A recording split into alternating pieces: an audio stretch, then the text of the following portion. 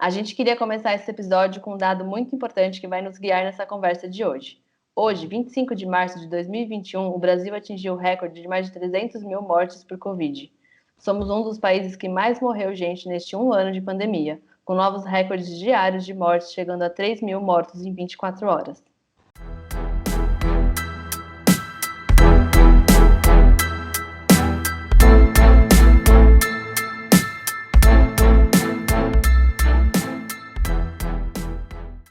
Olá, esse é o Trio de Arbitragem, eu sou a Patrícia Pinheiro.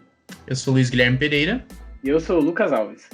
Com esses números que a gente trouxe no começo do episódio, bem no comecinho, a gente trouxe um overview de como está esse momento da pandemia no Brasil, que a gente chega no pior momento. E a gente vem se questionando muito se era o momento do futebol continuar, se não era o momento de ter uma pausa, se não era o momento de, pelo menos por uma temporada, não ter os estaduais. E eu acho que é isso que a gente quer debater hoje aqui nesse primeiro episódio do Trio de Arbitragem. A gente quer falar sobre a volta do futebol na pandemia, durante a pandemia, que começou aqui no Brasil em março de 2020 e segue cada vez mais forte. A gente tem cada vez menos previsão de vacinação, então um pouco da abertura do nosso tema é se era o momento realmente da gente não parar com o futebol junto com as cidades, que as cidades estão fazendo lockdown e a gente vê um movimento muito forte das federações de não querer parar. Aproveitando toda essa situação também, a gente vai trazer outros dados de outros campeonatos que deviam não acontecer, mas Conmebol, CBF, Federação Paulista de Futebol, todos eles estão dando uma maneira de acontecer, como o Campeonato Paulista, que teve rodada fora de São Paulo, a Conmebol querendo fazer com que os jogos das eliminatórias tenham torcida. Então, assim, futebol na pandemia não é só o momento que a gente está vivendo, mas a gente tem que pensar que é uma coisa que ainda tá difícil, tá complicado, a vacinação tá rolando, mas não para todo mundo, e que não vai até o final do ano acabar isso, sabe? Ainda vai ter muito tempo, e se o futebol não parar agora, as consequências podem ser ainda piores, tanto para o esporte como para aqueles que trabalham com isso, que vivem disso e que estão ali no dia a dia, né? Não só os jogadores mesmo. Eu acho que uma coisa que a gente acaba até esquecendo é que o esporte vai muito além do jogador, né? Para um time conseguir treinar no CT, tem que ter um número gigantesco de pessoas trabalhando. Essas pessoas talvez não consigam ir de carro, talvez sejam as pessoas que pegam transporte público todo dia, que tá sempre lotado, sempre abarrotado. Então, assim, não é uma coisa só de jogador, né? Que é o que eles falam de nós, os jogadores estão tomando todas as devidas precauções, estão tomando todos os cuidados, só que não é uma coisa que a gente fechou todo mundo que precisa estar presente ali num lugarzinho e vai ficar ali para sempre. Tipo, as pessoas estão indo para casa, estão indo e voltando todo dia, e isso aumenta muito mais, né, as chances de o Covid se espalhar e dessas pessoas se prejudicarem, né? Não só pensando no além, né, no resultado, no número global de tudo isso que isso impacta, é na própria pessoa que está ali se expondo, porque ela precisa trabalhar, não tem como, né? A gente tem um governo que não está ajudando em nada para poder incentivar ainda mais o lockdown, né, para poder incentivar a pausa das coisas, então a pessoa tem que trabalhar. E aí a gente fica muito, eu acho que principalmente, né, a CBF e as grandes cabeças aí pensam muito mais no cenário jogador, e a gente esquece que tem os funcionários que estão ali, né, além dos cuidados dos jogadores. Então, tipo, é um assunto que ele engloba muita gente, a gente esquece que ele engloba tanta gente e a gente meio que entra numa conversa que pode ir muito aquém do futebol pelo jogador, do futebol pelo atleta, do futebol pelo esporte, porque a gente tem outras pessoas ali na frente que não precisariam estar se a gente tivesse um pouco mais de consciência, né, de classe, de tudo, né? Que aí entra em outras questões. A gente já percebe meio que esse descaso do futebol brasileiro desde a primeira rodada do Brasileirão do ano passado, né? Porque quando ela foi paralisada, tudo aquilo que aconteceu, quando voltou, São Paulo foi jogar contra o Goiás e o Goiás tinha 10 testes positivos. Ali já era o momento mesmo de cancelar o campeonato. Você já para nesse momento, porque um único time ter tantos atletas assim sofrendo com isso, não tinha por que dar continuidade. A gente sabia que era disso para pior. Eu acho que um exemplo muito, muito bom que a gente teve, pelo menos ano passado, foi a disputa dos playoffs na NBA. A NBA ela teve a condição de criar uma estrutura que permitiu que todos os atletas realmente ficassem confinados numa bolha. Então foi algo que foi muito positivo e que não teve contágio pela Covid. Mas a gente sabe que aqui no Brasil, principalmente, a gente não tem essa possibilidade de criar uma bolha com todos os times e deixar um local fechado exclusivamente para o futebol. Então eu acho que até voltando um pouco no assunto que você falou, Paty, do futebol vai além dos jogadores, eu vejo muito pouca gente falando sobre isso na mídia. Um dos únicos treinadores, assim, que eu acho que deu mais voz a isso foi o Abel Ferreira, do Palmeiras. Então ele deu uma entrevista muito forte acho que foi pro Sport TV, em que ele falou que se o Palmeiras precisasse demitir algum funcionário para trazer reforço, ele não aceitaria. Ele fica feliz que o clube mantém os funcionários que vão além da preparação do jogo, assim, que participam do jogo, que não diminuiu o salário de ninguém. Então esse foi o único destaque, assim, que eu vi para esse assunto na mídia aqui. Porque, querendo ou não, tem terapeuta nos clubes, tem nutricionista, tem roupeiro, tem o pessoal que abre o portão, os porteiros, tem o pessoal da limpeza.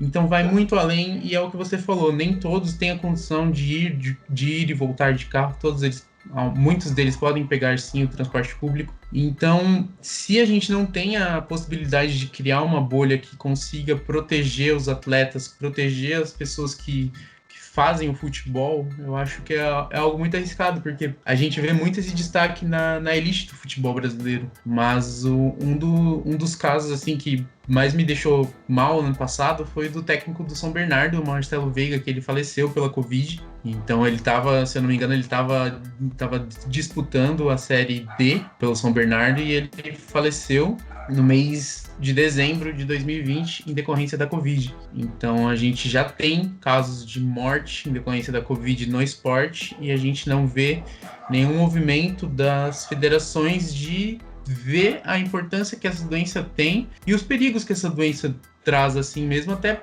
em questão de performance dos jogadores, porque, querendo ou não, afeta uma doença respiratória, uma doença que influencia totalmente a performance dos jogadores. O Rafael Veiga, do Palmeiras, ele deu uma entrevista após a Libertadores falando que quando ele retornou da Covid, no jogo contra o Internacional, ele jogou todo o primeiro tempo e no segundo tempo ele não conseguiu voltar porque ele vomitou no intervalo, de tanta falta de ar, de tão mal-estar que ele estava. Então, a gente vê que é uma doença que ela afeta não só mata, como ela afeta a performance dos jogadores e, querendo ou não, afeta a qualidade do produto. Então, se a gente tivesse federações preocupadas assim com o produto, na minha opinião, eu acho que teria mais segurança para os atletas, para as pessoas que trabalham com o futebol e para as pessoas que dependem do futebol para viver. Esse ano mesmo, o Lisca, né, do Atlético Mineiro, fez um desabafo que, nossa, me impactou demais, porque ele falou exatamente disso. A gente tá perdendo gente, né? A gente tá perdendo gente no geral. A gente tem que lembrar que não são só números, são histórias, né? São famílias, amigos, são pessoas.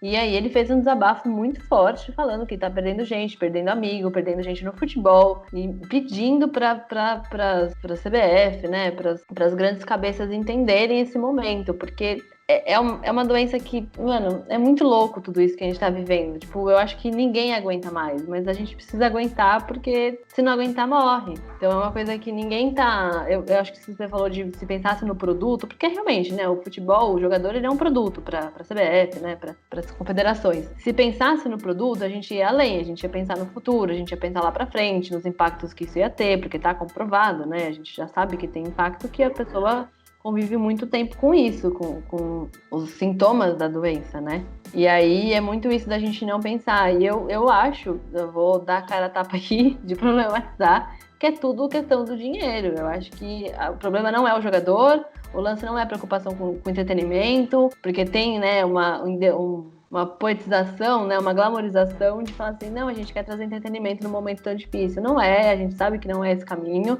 Para mim é 100% dinheiro, pensando em, se eu parar o futebol, eu vou perder patrocinador. Se eu perder patrocinador, como é que eu vou continuar sustentando o futebol no país, que já tá tão difícil, né? A gente sabe como é difícil o cenário do futebol brasileiro. Então, assim, eu vejo essa volta... Eu vou dizer que eu sou muito contra a volta ter acontecido. Eu não consigo mais ver futebol, assim, acompanhar, porque para mim é incabível ter voltado.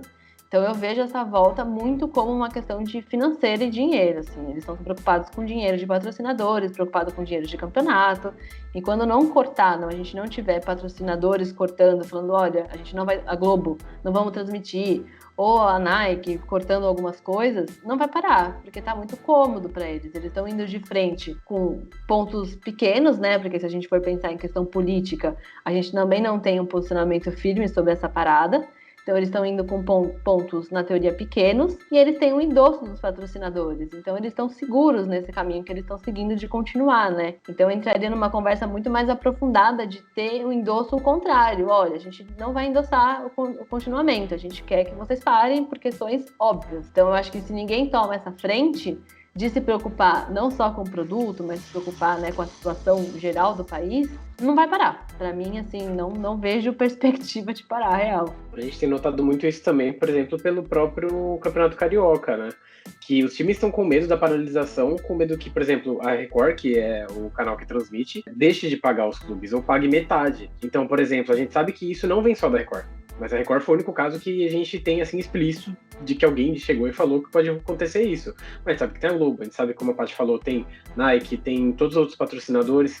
E se isso acontecer, a própria CBF mesmo vai dar um jeito de que o campeonato continue como está fazendo agora, mesmo que tenham alguns clubes, alguns presidentes de clubes que são totalmente contra, em vista de que alguns estados, algumas cidades não tem como ter futebol. Se a gente parar para pensar que há 3 meses atrás o presidente do Flamengo queria que tivesse torcida, é muito inviável de pensar nisso agora. Eu não sei nem quando que a gente vai poder pisar no estádio com segurança de novo, né? Então imagina você pisar no momento que nem vacinado as pessoas podem estar ainda, sabe? Tipo, final da Copa do Brasil, que falaram que ia separar as pessoas e tinha uma galera junta ali comemorando o gol. Então acho que também junta isso com a questão da disciplina, que não é só no futebol, né? A disciplina do próprio brasileiro, que as pessoas que estão fazendo festa, as pessoas que estão aglomerando, os próprios jogadores pegam em casos ilegais, como aconteceu com o Gabigol, ou com o Jô e o Tério do Corinthians, que aproveitaram uma folga para fazer um descanso, né? Porque, assim, eles trabalharam, então eles têm direito, segundo eles. Então, acho que falta disciplina pra gente, pra nós como pessoas, e isso também se coloca no futebol. O caso que o Gui falou da NBA, por exemplo, tem muito disso. São profissionais, são jogadores que sabem o que estão fazendo, sabem o que estão colocando em risco, e por isso eles estão ali para jogar. Eles não estão ali para jogar e depois ir para uma balada, ir para algum lugar, não. Eles sabem o que está em risco, que é a carreira deles e a vida deles. Diferente de muitas coisas que acontecem aqui no Brasil. Eu acho que esse lance da responsabilidade geral é muito forte, porque outra coisa que não entra na minha cabeça sobre o futebol ter voltado é a torcida. A torcida não tá no estádio, mas a torcida vai pra rua, a torcida comemora, porque eu entendo que é do povo brasileiro ser assim, né? A gente tem uma relação muito forte, muito grande com o futebol. E se o futebol não parar, as pessoas realmente não vão parar, porque se os caras estão jogando, se tá acontecendo isso, por que eu vou ficar em casa?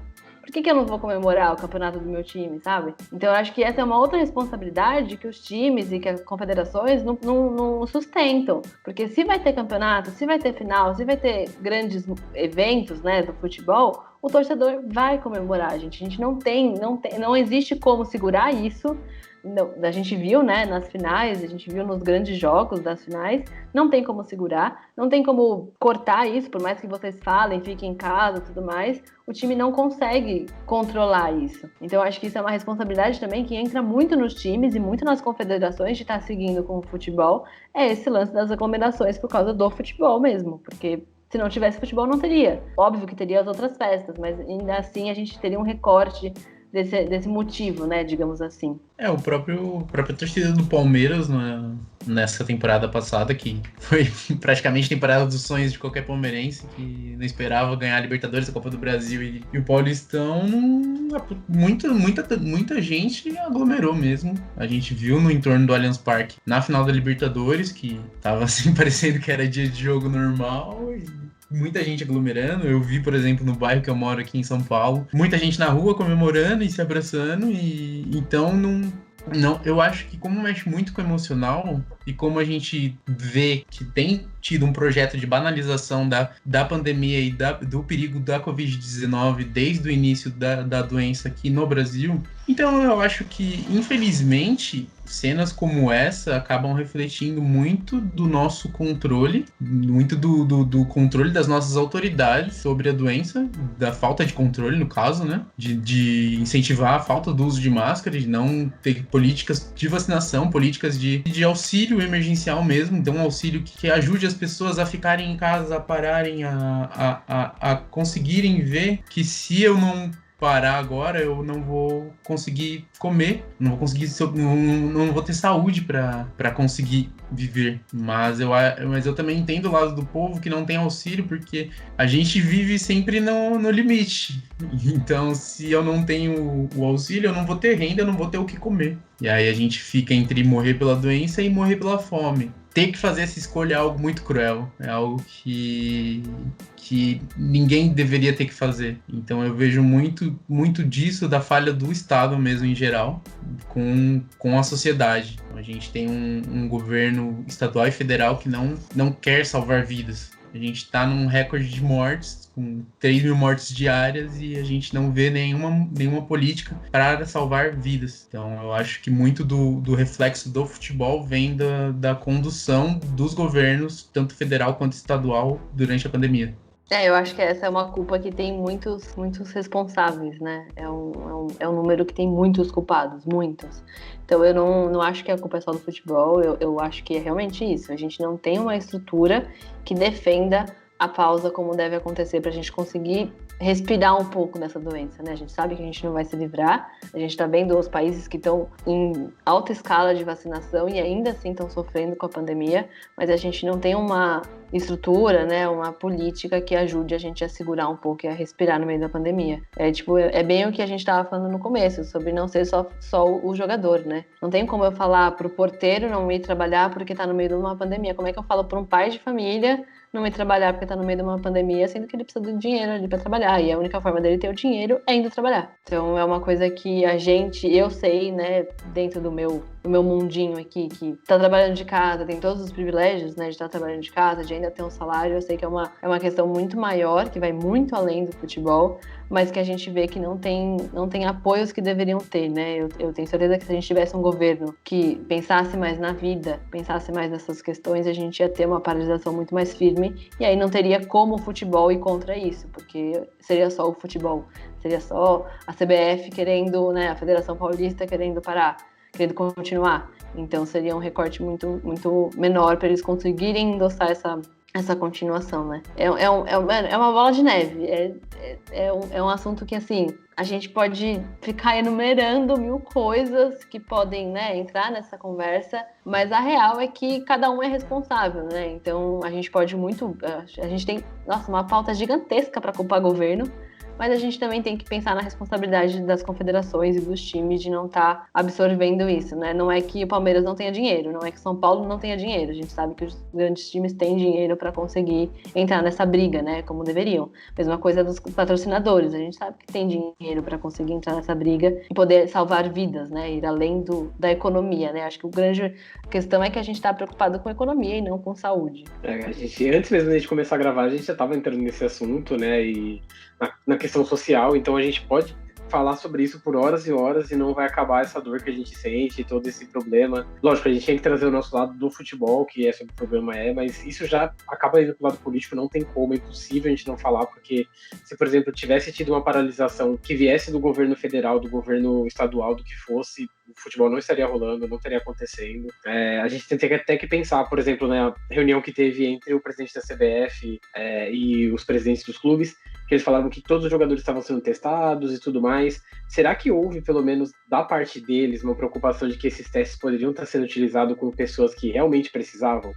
Como é o caso do que aconteceu na NBA. Na NBA, eles fizeram um estudo antes para saber se o estado da Flórida ia precisar tanto desses testes ou se ia acabar tirando de pessoas que iam precisar nos hospitais, em farmácias e outros lugares.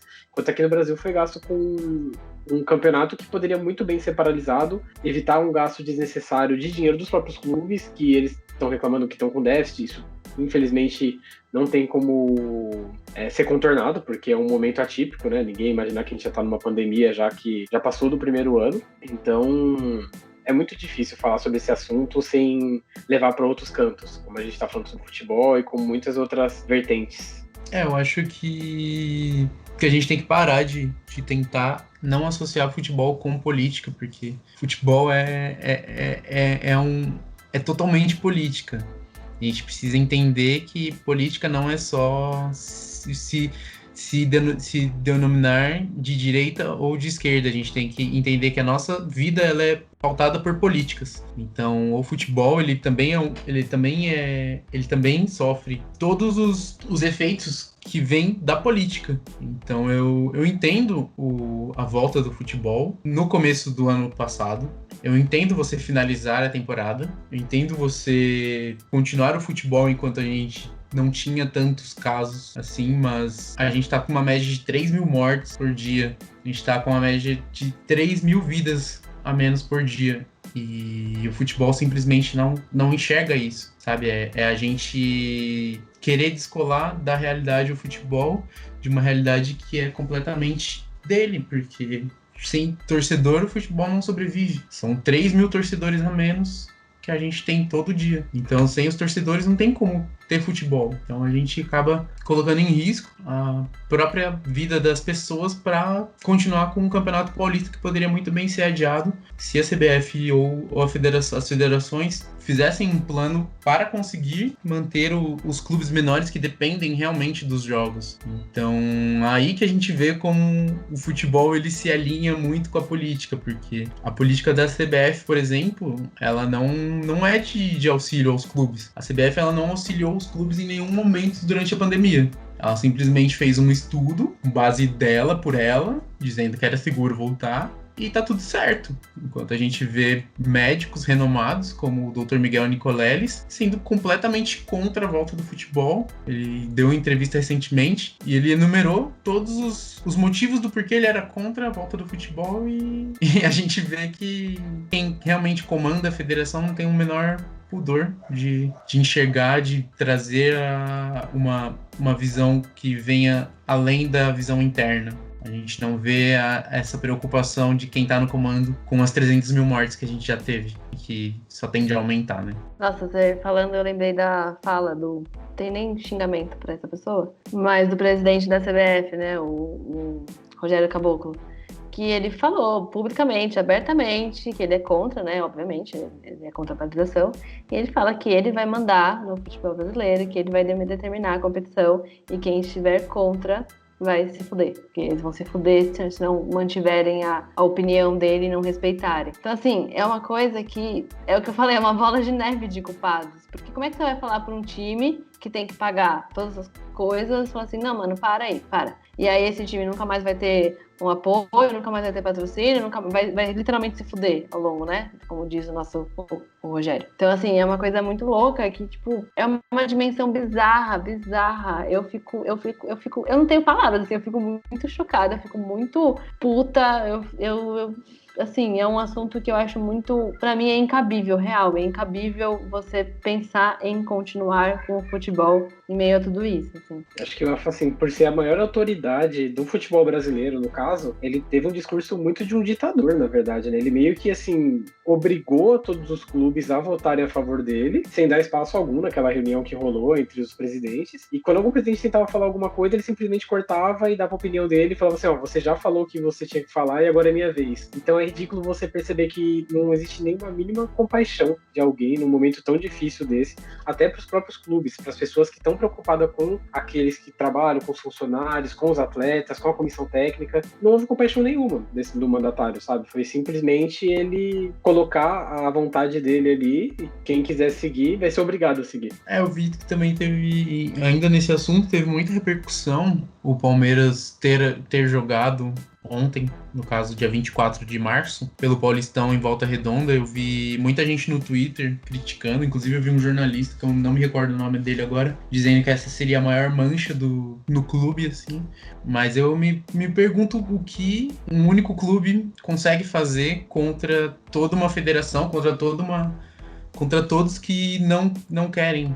Assim, então a gente vê que o jogo de ontem ele foi televisionado, então para o Palmeiras não jogar, assim, bater o pé e não jogar, existem N motivos que se a gente for parar para pensar, podem, como a Paty falou, podem levar um clube à falência. Então ele simplesmente não pode um clube ele não pode pegar e falar, eu não vou jogar, eu não quero jogar. O clube ele tem que se posicionar quando ele pode, foi o que muitos clubes fizeram, eles podem se posicionar, eles devem se posicionar, mas eles não podem desacatar, por exemplo, uma ordem que vem de uma CBF, porque isso coloca em risco o futuro do clube. Então são muitas coisas que estão por trás de uma determinação que o clube ele acaba não tendo tanto poder assim quanto a gente acha que tem, né? Quem realmente tem poder são as confederações e quem comanda as confederações. O clube, infelizmente, ele acata ordens e tenta dar o seu lado. Mas muitos dos clubes, a maioria dos clubes, eles estão lá para acatar ordens. A gente já viu no passado que muitos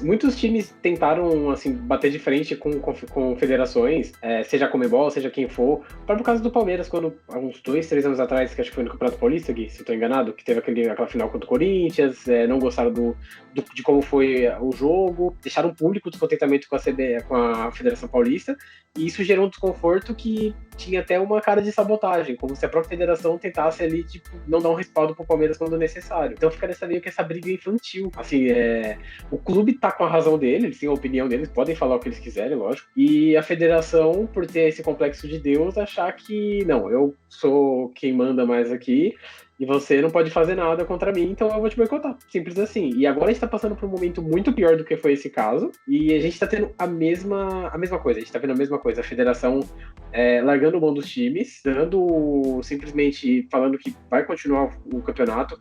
Foi ridículo o que aconteceu entre o brasileiro e o paulista, porque acho que foi...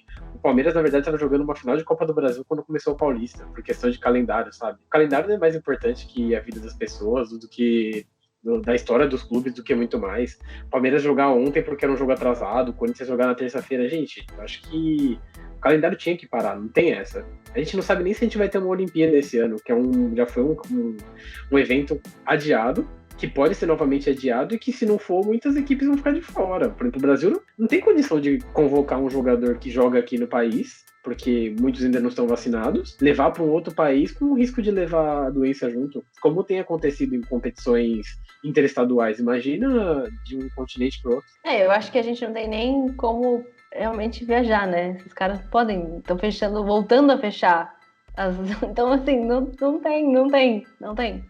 Então não é nem que, vamos supor, sei lá, os times estão aspirando o campeonato mundial, porque na Europa continua. Gente, não vai ter como, não tem. Se a gente não pausar, a gente não vai ter como colocar o São Paulo, sei lá, né, pensando numa ilusão, São Paulo no Mundial, porque não tem, a gente não vai poder viajar, vai estar fechado pro Brasil, porque a gente está tomando uma proporção tão grande, tão assustadora, porque, né, a gente já tem a variante brasileira, que é assim que é chamada, a gente está tomando uma proporção tão grande que a gente não vai ter como continuar essa coisa sem ser só aqui dentro. A América do Sul tá com time, a América do Sul tá com medo do futebol brasileiro, porque por conta também da gente não ter pausado, da dimensão que tá tudo isso, e a gente seguir numa boa.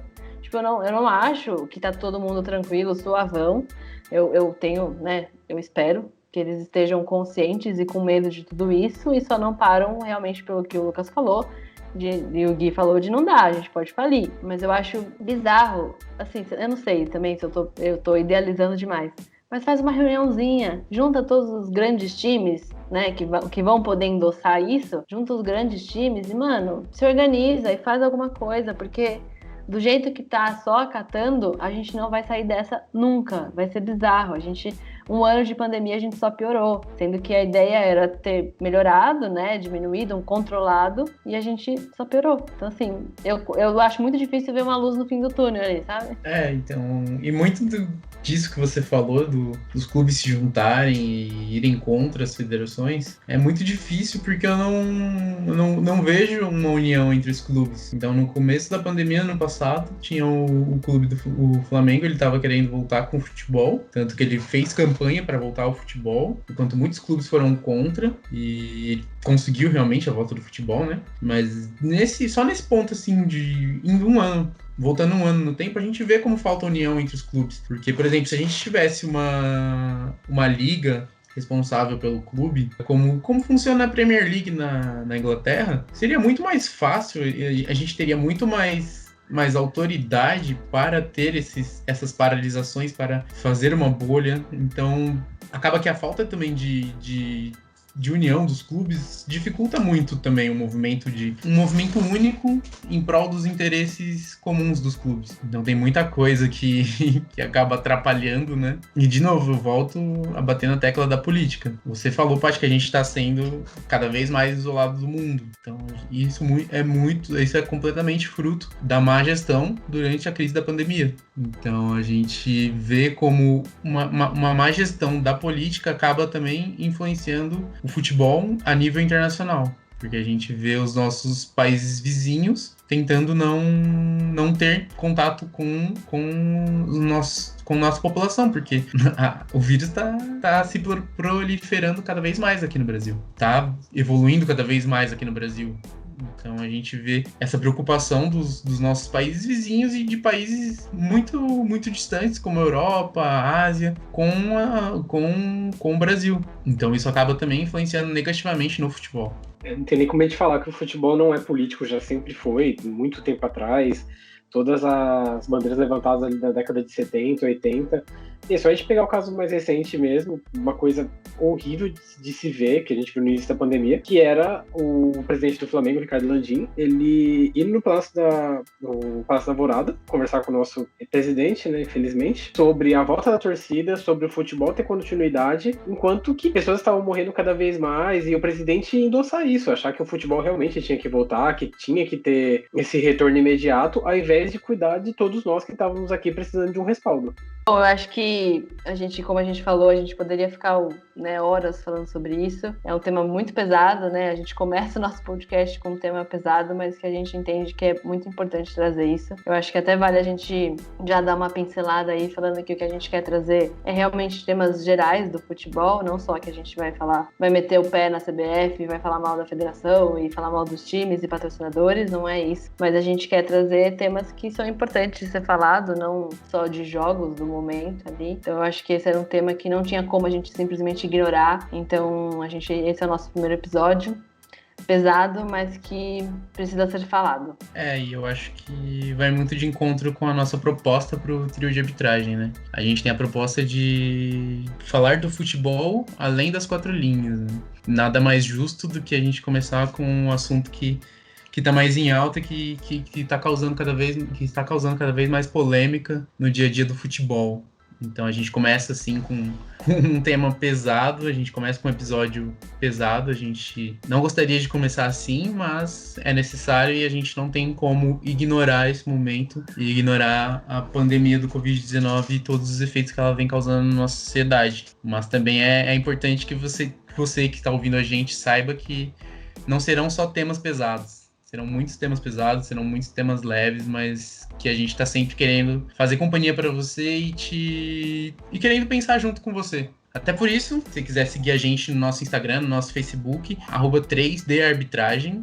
Então segue lá a gente, comenta o que você achou do nosso episódio, você vai ver um pouquinho da nossa carinha lá, então eu acho que é legal a gente ter esse retorno de quem tá ouvindo a gente. Para deixar claro aqui, nós amamos futebol, mas é que a gente precisava muito falar sobre esse assunto. Quando for para falar sério, a gente vai falar sério, mas assim, a gente sempre tá conversando de forma descontraída, vamos trazer muitos assuntos descontraídos, a gente já tem muita coisa boa preparada, muita coisa por vir ainda, e a gente espera de verdade que vocês gostem desse episódio, porque foi um episódio difícil de se fazer, não tem como você não ficar com o mínimo de raiva e mínimo pesado ali pela toda a situação que a gente tá vivendo há um ano e tem uma previsão de acabar, e muitas pessoas não levando a sério como deveriam. Então, eu acho que era necessário mesmo, mas a gente promete pegar um pouco mais leve nos próximos quando for possível. E vamos ficar em casa, né? Pelo amor de Deus, quem pode, fica em casa.